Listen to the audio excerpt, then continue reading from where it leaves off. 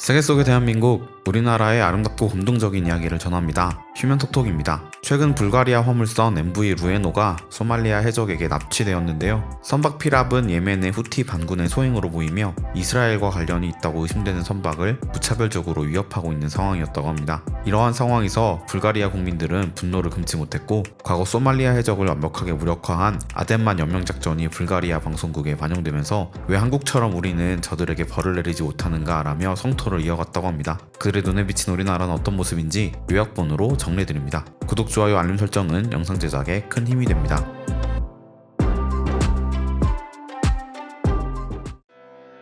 (2023년 12월 13일) 한국에서 출발한 불가리아 화물선 MV 루에노는 터키에 도착하지 못하고 피랍되었습니다. 선박 피랍은 예멘의 후티 반군 소행인 것으로 추정됩니다. 후티 반군은 팔레스타인을 지지한다는 명분을 내세우며 이스라엘과 관련이 있다고 의심되는 선박을 무차별적으로 위협하고 있습니다. 해당 선박에 타고 있던 선원 18명의 생명에 대해서 불가리아 국민들이 마음을 졸이는 가운데 정부의 움직임은 매우 소극적인 상황입니다. 선박이 피랍된 소말리아 중부 해안은 해적 활동이 활발한 장소입니다. 해마다 크고 작은 피랍 사건들이 일어나고 있으며 국가를 상대로 한 테러도 간혹 일어나는 곳입니다. 선박 피랍에 소극적인 불가리아 정부와 달리 적극적인 작전을 펼친 나라가 있습니다.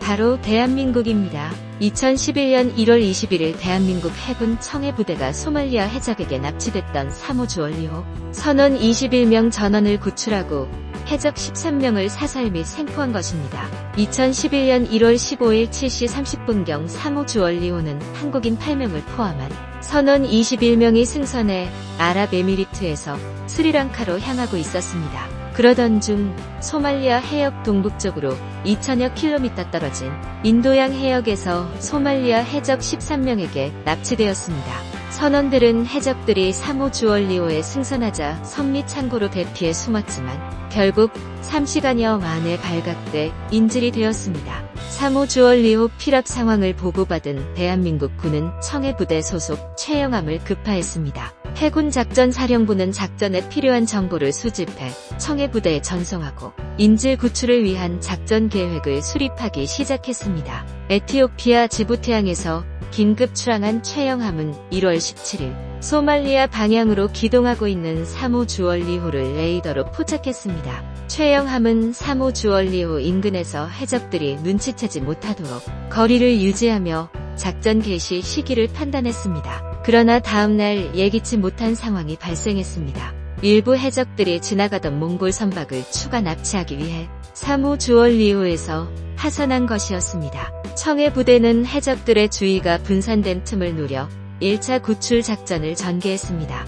그러나 대원들은 교전으로 부상을 당했고 결국 선원들의 안전 문제 등을 고려해 물러서야만 했습니다. 이후 청해부대는 작전 계획을 보완하며 2차 구출 작전을 준비했습니다. 1월 21일 4시 58분경 2차 구출 작전이 단행되었습니다. 작전명은 아덴만 여명작전이었습니다. 5시 29분경 최영함으로부터 선원 여러분, 잠시 후 우리 해군이 구조를 위해 공격을 할 것입니다. 안전구역으로 대피하고 외부로 나오지 마십시오라는 긴박한 메시지가 3호 주얼리호에 울려 퍼졌습니다. 바다 한가운데에서 생사기로에 있던 선원들이 무사히 가족에게 돌아갈 수 있다는 희망을 품게 된 순간이었습니다. 10여 분 뒤 최영함에서 이륙한 링스 헬기가 기관총으로 사격을 개시했습니다. 헬기에 탑승한 저격수도 해적들을 조준해 사살했습니다. 그 사이 검문검색팀은 고속 단정을 타고 3호 주얼리호로 접근했습니다. 예상치 못한 공격에 선박안은 순식간에 아수라장이 되었습니다. 당황한 해적들은 곳곳으로 흩어져 몸을 숨겼습니다. 3호 주얼리호 접근에 성공한 검문검색 팀원들은 승선을 시도했습니다. 승선 중 자칫 생명이 위험할 수 있었지만 팀원들은 목숨을 바치겠다는 신념으로 신속하고 과감하게 움직였습니다. 이후 3호 주얼리호에 전원 승선한 팀원들은 일사불란하게 기동하며 해적들을 제압했습니다. 마침내 6시 45분경 현 시간부로 대한민국 해군이 장악했습니다. 안심하시고 각판으로 나와 주십시오라는 안내방송이 선체에 울려 퍼졌고 피신해 있던 선원들은 안도와 함께 각판으로 나왔습니다. 이로써 납치됐던 선원 21명 전원이 구출되고 격실에 숨어있던 해적까지 모두 생포되며 아덴만 여명작전은 9시 56분경 성공적으로 종료되었습니다. 다만 이 과정에서 3호 주얼리호 석혜균 선장은 총상을 입어 곧바로 응급처치를 받고 현지 병원으로 이송되었습니다. 아덴만 여명작전에 대한 외신들의 반응은 매우 뜨거웠습니다. 외신들은 이번 작전을 대담하고도 보기 드문 공격, 드라마틱한 구출작전 등으로 보도했습니다. 이는 세계적으로도 인명피해 없이 인질 구출 작전이 성공한 사례가 극히 드물었기 때문이었습니다. 아덴만 여명작전은 해외에 파병된 한국군이 군사작전을 통해 국민을 구출한 최초의 성공 사례였습니다. 세계적으로도 피랍된 상선을 군사작전으로 구출한 5번째 사례로 기록되었습니다.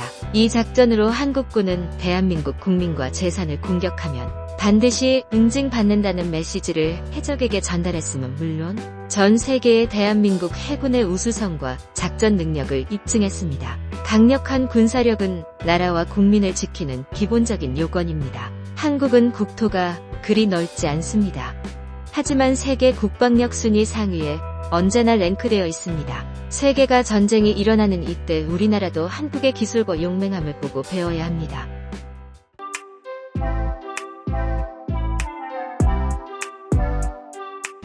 방금 이 작전에 대해 자세히 읽었습니다. 목표 구조물이 바다 한가운데에 있기 때문에 실행하기가 매우 어려운 작전이며 인질이 지상에 있고 돌진할 때 정체되는 상황에 비해 복잡성과 불확실성이 추가됩니다. 따라서 이 작전은 여러 면에서 잘못되었거나 나빠졌을 수 있습니다. 그들이 해낸 일이 놀랍습니다. 한국군은 틀림없이 현대사에서 가장 뛰어난 군인 중 하나입니다. 그들은 용감하고 헌신적이고 근면하며 무엇보다도 명예롭습니다. 우리는 그들 중 일부와 함께 전투에 참여했으며 그들은 영원히 우리 기억 속의 명예로운 자리를 차지할 것입니다. 개인적으로 그들과 함께 일하는 것이 그리워요. 1969년에 저는 나트랑 공군기지의 미 육군 헬리콥터 부대에 있었습니다. 우리는 나트랑 지역에서 우리의 지원 군대를 방어할 정규 미군이 없었습니다. 하지만 국군 백마사단이 나트랑 지역과 주변 지역의 지상방어 부대를 제공하도록 배정되었기 때문에 우리는 매우 안전하다고 느꼈습니다. 1968년 베트콩의 침공에서는 기차역, 라디오 방송국 및 기타 몇 가지 주요 지점을 점령하기 위해 나트랑 시로 돌진했습니다.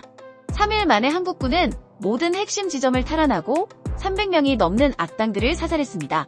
한국은 세계에서 가장 잘 훈련된 군인 그룹 중 하나입니다. 피랍되었던 MV 로에노는 지난 3월 인도군에 의해서 구출되었다고 합니다. 다행히도 풀려난 선원 중 부상자는 없다고 하는데요. 해당 선박에는 한국의 포스코의 철강이 수만 톤 탑재되어 있었다고 합니다. 불가리아 선박을 인도의 군이 구출한 것, 그리고 그것이 3개월 이상 걸렸던 것을 보면 우리나라의 아덴만 연명작전이 얼마나 대단했던 것인지 새삼 돌아보게 되는 것 같습니다. 시청해주셔서 감사합니다. 휴면토톡이었습니다.